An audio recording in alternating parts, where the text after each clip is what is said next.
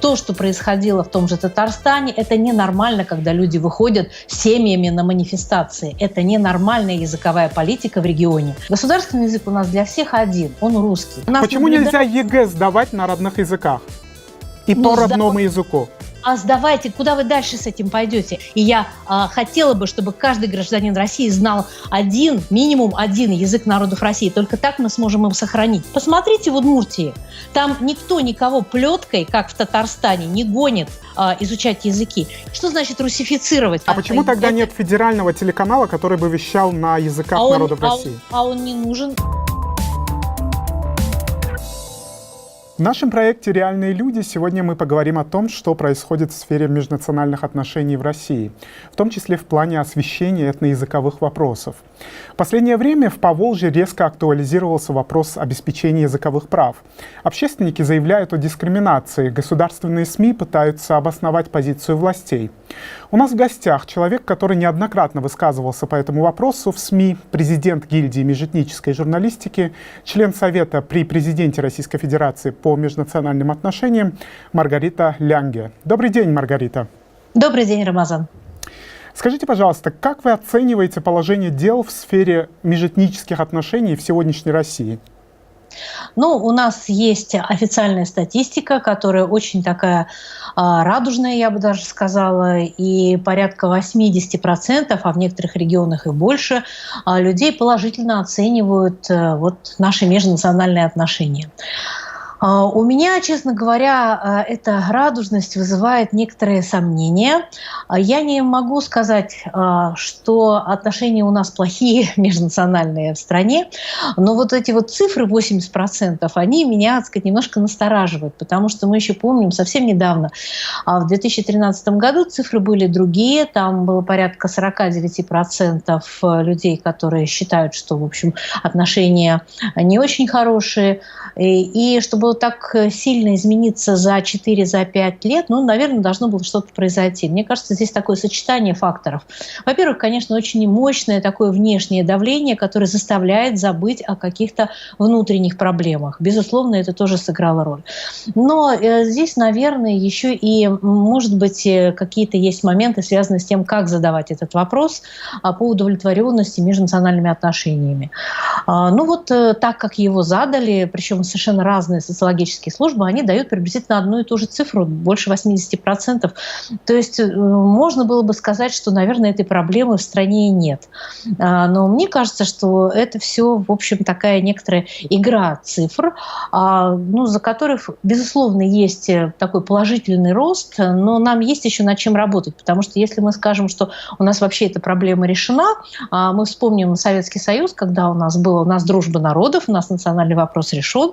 На поверку, как только случились сложные такие социально-экономические сдвиги в нашем государстве, выяснилось, что вот этот вопрос национальный, он больше всего и полыхнул. То есть он имеет такое свойство затухать и имеет свойство как-то возбуждаться в каких-то критических ситуациях. Поэтому, уважая мнение наших социологов, которые дают нам такие замечательные цифры, я все-таки думаю, что, может быть, нужно более придирчиво, что ли, относиться к этим результатам и, может быть, повнимательнее посмотреть по регионам, у кого что происходит. Но так средняя температура по больнице очень хорошая.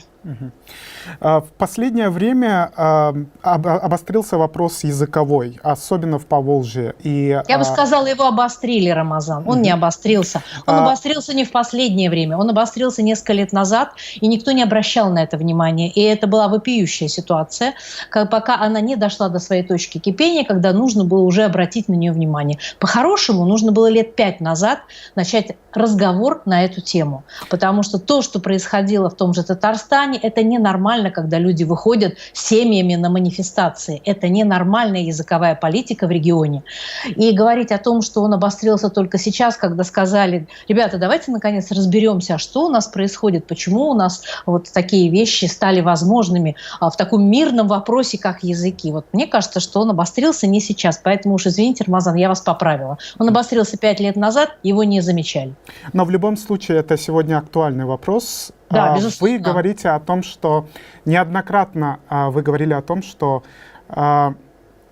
этот вопрос, вы поддерживаете позицию властей, по большому счету? Я поддерживаю позицию равного доступа к образованию и к изучению родных языков. Я не поддерживаю позицию, при которой у нас граждане России делятся на первый и второй сорт. Вот эту позицию я не поддерживаю. А у нас де-факто так и получилось. И почему-то всем было удобно не обращать на это внимания. Скажите, пожалуйста, вот вы говорите о том, что делили граждан на первый, второй сорт и так далее. Да, безусловно. Ситуация, когда в Республике Татарстан два государственных языка, один язык обязательный, другой не обязательный, это не деление на сорта? А я думаю, что это большой вопрос по поводу того, как мы начали терминологией жонглировать. Да? Вот у нас государственный язык такой, государственный язык сякой.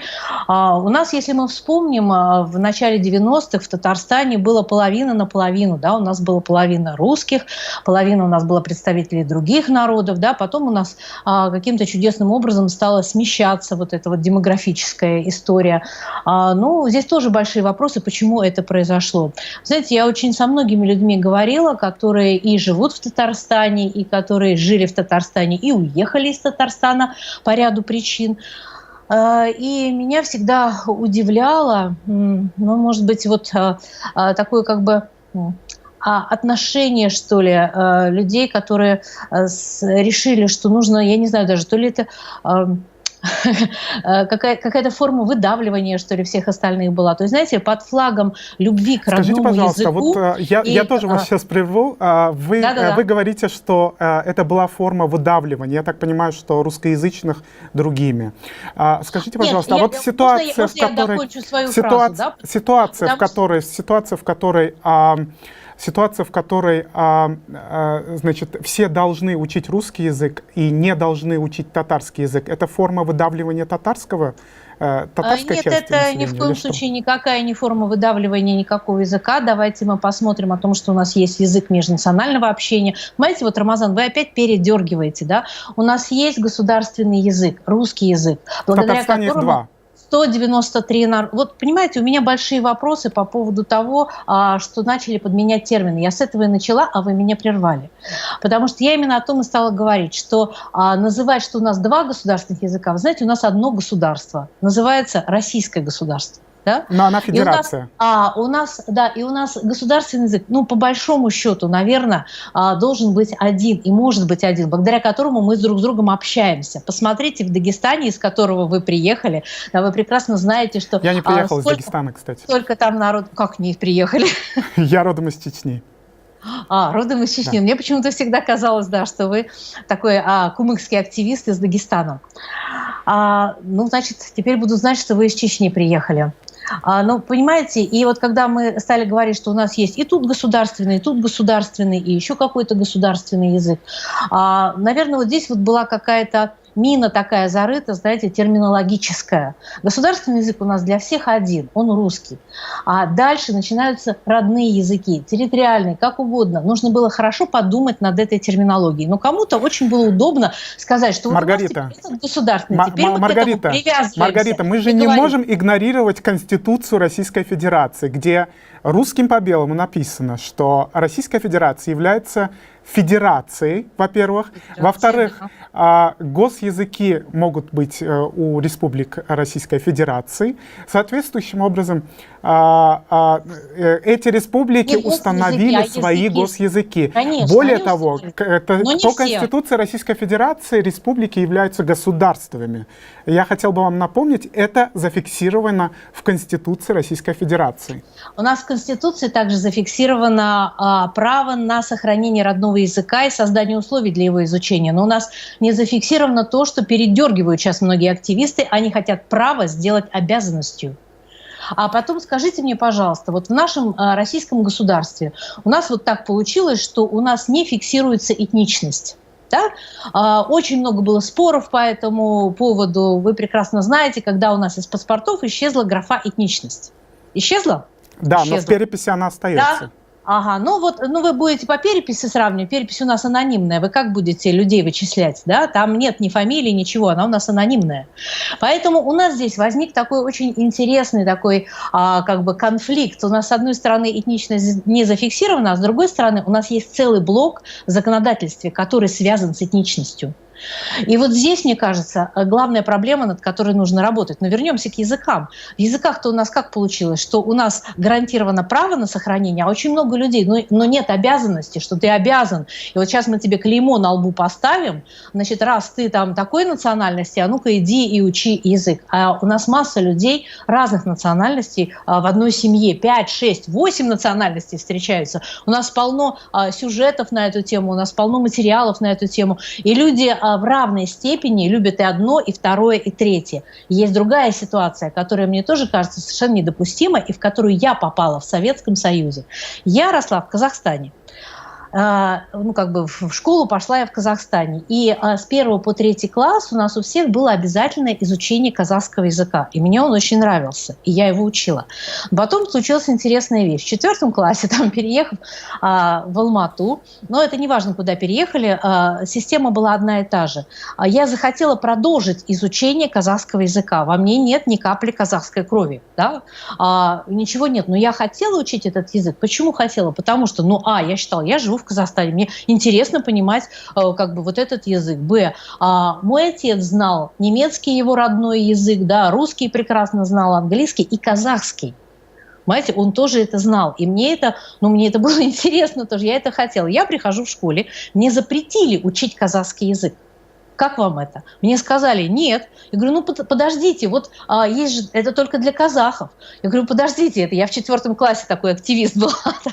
Я говорю, они не хотят ходить, может быть, я буду ходить вместо тех, кто не хотел бы ходить на казахский язык. Мне говорят, нет, они не хотят, а тебе не положено. Я не знаю в Российской Федерации случая, чтобы запрещали учить родной язык. Вот я вам говорю, это неправильная ситуация. Я к чему подвожу? К тому, что добровольность может касаться не только людей, у которых есть те или иные корни, татарские ли, казахские ли, какие угодно, удмуртские, да, но мы, в принципе, в Российской Федерации должны подойти к той ситуации, когда каждый человек должен знать, на мой взгляд, не то, что должен, хорошо бы, чтобы он это все-таки знал, чтобы он знал еще и, помимо иностранного языка, какой-то из языков народов России.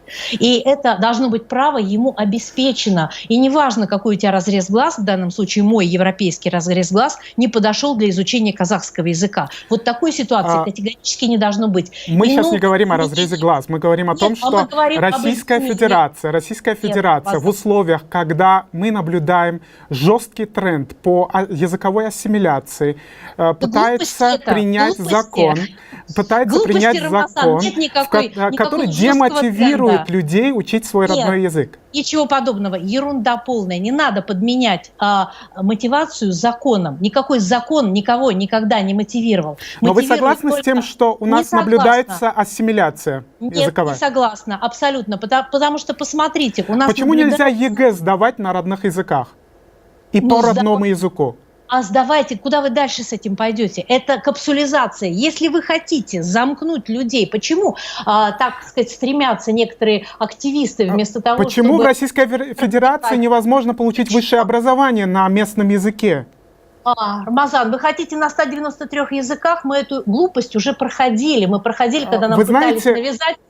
Это народы России, они платят налоги, и они имеют право на языковые права. Давайте нет? 193 сделаем, университеты и так далее. Давайте замкнем людей. Посмотрите, родители сделали уже свой выбор. Они прекрасно понимают, что нужен английский язык, нужен русский язык, да, конечно, нужен родной язык. Вопрос в мотивации. Вот все те, кто бьются в истерике по поводу любви к родному языку, не могут сформулировать единственную нормальную вещь и ответ на вопрос. Скажите, пожалуйста, для чего нужен язык?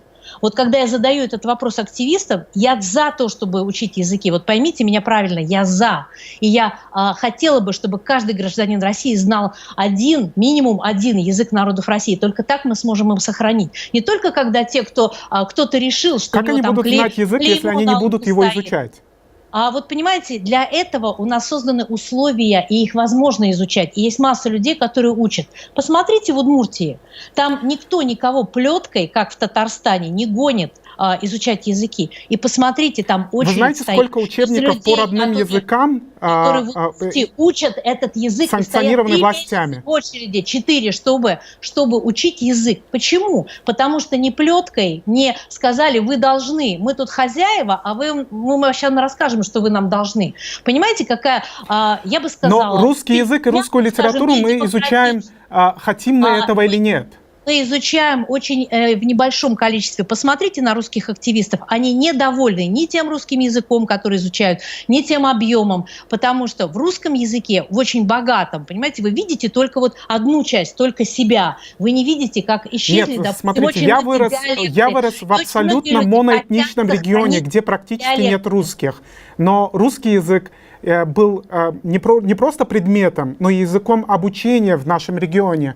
Почему нужно всех У русифицировать? кого-то терялся, да глупости, Рамазан. Что значит русифицировать? Где Скажите, бы вы пожалуйста, были, если бы вы вы не не... знали русского языка? Где бы вы были? Вы бы остались замечательно в Чеченской республике? Вряд ли. В Вы Чеченской знаете, республике нет ни одного человека, который не знал бы чеченского языка. И это, знаете, я с очень многими людьми говорила, в Ярославле родились, в Москве родились. Это им не мешает знать язык. Значит, дело не в том, что закон там какой-то есть или еще что-то. Дело в другом. Дело во внутреннем желании. И вот это желание и мотивация, она или есть, или нет. Или ее подменяют какими-то фальшивыми вещами. Давайте сделаем закон, давайте еще что-то сделаем. Никакой закон не заставит людей скажите, любить свой пожалуйста, язык. Или не любить его. скажите, пожалуйста, мы Понимаете? перейдем в практическую плоскость. Давайте. Вы много раз говорили о том, что в своих интервью, что вы являетесь этнически немкой. Скажите, пожалуйста, вы говорите на немецком языке? Нет, я говорю, не на родном языке. Это такой скорее Hochdeutsch. Нет, не говорю вот как родной, как для моего отца он был родной, потому что он вырос, и у него первый язык был немецкий. И он скажите, говорил почему вы не Plattdeutsch. владеете своим родным языком тогда? Вы Как знаете, так получилось? вот я вам скажу, как это получилось. Меня это тоже очень я владею, но не владею как родным, понимаете? Это разница большая, да? Вот для меня это разница. Но потому что я выросла с русской бабушкой.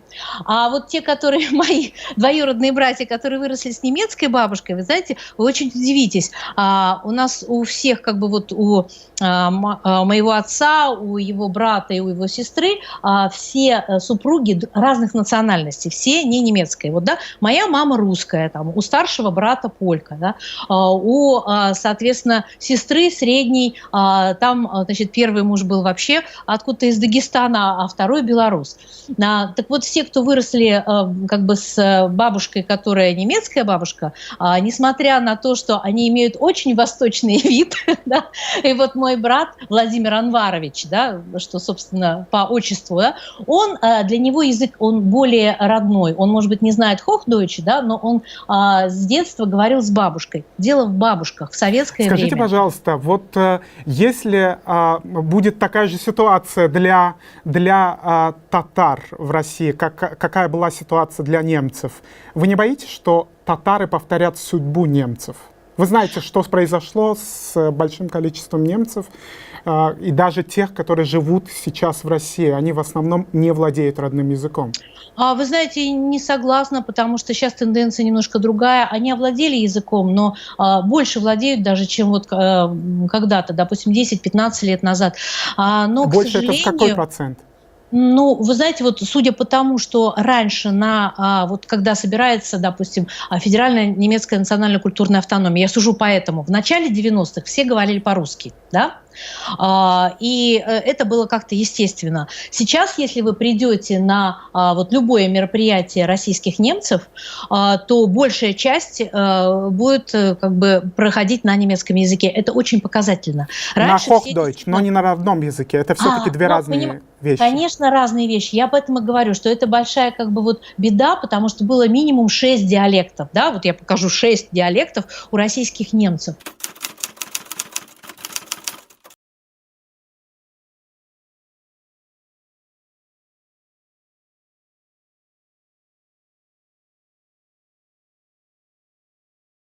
И я некоторые слова, приезжая там в деревню, я вообще не понимала.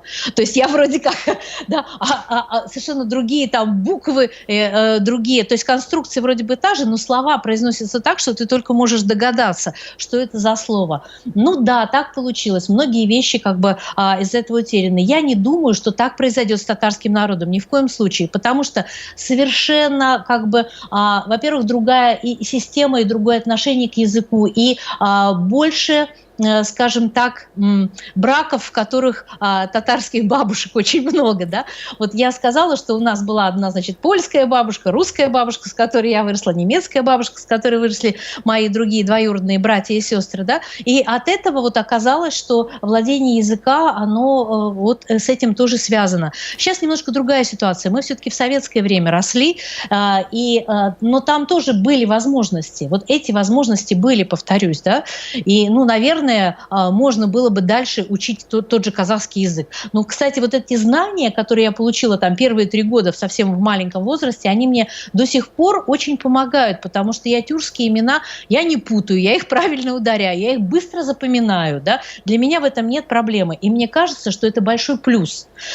И вот большой плюс именно такой добровольности. Здесь важная вещь – сделать привлекательными изучение этих языков, чтобы люди не бегали. В чем проблема сейчас? Говорят, вот даже татары, даже башкиры откажутся от своего родного языка и не станут его изучать. У нас поджимает время. Проблема. Я хотел бы очень кратко, чтобы вы ответили на следующий вопрос. Скажите, пожалуйста, вот вы член президентского совета по межнациональным отношениям. В этнической политике вы с чем-то не согласны с Путиным? Есть что-то, с чем вы не согласны? Ну, понимаете, дело в том, что я участвовала в создании той же стратегии госнацполитики в части информационного сопровождения. Да? Сказать, что в этнической политике что-то есть не согласно, меня не устраивает, может быть, то, как это реализуется на местах. И я об этом очень открыто и очень жестко говорю. Меня, например, не устраивают какие-то вещи, которые связаны с отсутствием в информационном поле, в федеральном эфире форматов, связанных с национальным вопросом. Я об этом тоже очень открыто говорила. Вы знаете, в прошлом году, в общем, достаточно жестко выступила, и мне достаточно жестко тоже ответили всякие наши чиновники и все остальные. Но, почему тогда нет федерального телеканала, который бы вещал на языках народов России? Он не нужен, потому что, вы понимаете, вы опять мыслите категориями, извините, маленькой Европы, где из одного конца в другой можно проехать за 1,5 часа. Посмотрите, у нас 193 народа. Мы уже думали об этом, уже 10 лет назад, когда только идея эта возникла. Давайте поделим весь эфир, 24 часа эфира. Мы же у нас по Конституции все равны. У нас есть алиуты, которых там совсем чуть-чуть, но им должно быть предоставлено такое же время. Да, но у нас есть 5,5 миллионов татар. А теперь представим, да, а мы будем по численности время давать или все-таки равное? Значит, равное по Конституции, на которую вы активно ссылались. Так вот, по Конституции неважно, вас 5 миллионов или вас 600 человек, как ульта. Вы имеете одинаковые права. И поэтому вообще ничего не надо делать, получается? Ничего подобного нет. Это делается и делается на местах. У нас очень серьезные вещи, которые можно делать на региональном уровне. И можно делать, я вас понял, Маргарита. У меня последний вопрос к вам. Вы являетесь человеком, который делает «Смиротворец». «Смиротворец» — это конкурс, который получает... Я придумала и делаю, да. Сначала смеялись, потом этот сказали, как получает, интересно. На проведение этого конкурса вы получаете правительственные средства. Скажите, неправда, вам... Нет. Абсолютно неверно. На проведение этого конкурса разыгрывается конкурс, понимаете? Я понимаю, но откуда деньги? Нет, правительственных средств нет. Вы выходите на тендер, и вот, понимаете, абсурдность ситуации в том, что, придумав проект, мой авторский проект, я за него каждый год должна бороться. И каждый год это бюджетные деньги? Средства.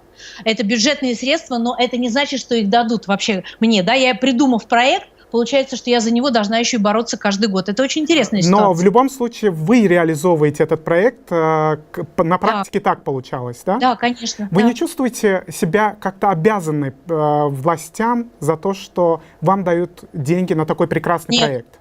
Нет, не чувствую, потому что и я, более того, я учу журналистов на своих семинарах часто, и власть тоже им говорю открыто на разных уровнях о том, что то, что выделяются деньги не на власть, а на национальную политику. И если что-то делается не так, наша обязанность критиковать эту национальную политику. Маргарита, спасибо, что были с нами. К сожалению, у нас завершилось время. Я напомню, что у нас в гостях по скайпу была президент гильдии межэтнической журналистики Маргарита Лянге. Смотрите нас на нашем сайте idelreal.org, а также на наших страницах в соцсетях. До новых встреч!